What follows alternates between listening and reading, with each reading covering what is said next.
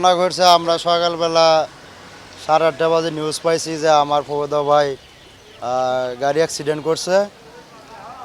সব বাড়ি থেকে ফোন দিছে আমার এক ফোন দেওয়ার পরে আমরা তো ছুটে চলে আসি। আমার ফুফাতো ভাই আছে ছোটো, এই গাড়ির যে ড্রাইভার ছিল আমার ফুফাতো ভাই, সেম বয়সী আমরা।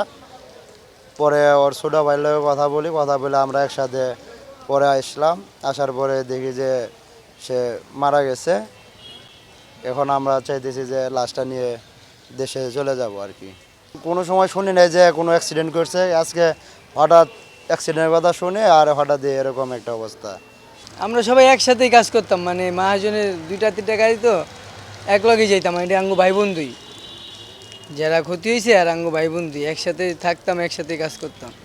আমরা ওগো মৃত্যুর খবরই নিয়ে এই জায়গায় আসছি, ওগো নিয়ে যাইতে।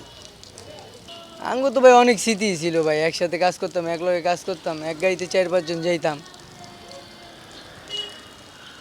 চাই আমার যে বাইস্তা বাস্তি আছে তাগর ক্ষতিপূরণ চাই আর কি। এখন বলা গেলে ওই দুনিয়া মানে এই দুনিয়ায় হ্যাগো কেউই নাই আমার ভাই ছাড়া। আমার ভাই তো নাই এখন। এখন আমার বাঁচতেই বাইস্তা এটি দেখবো কে?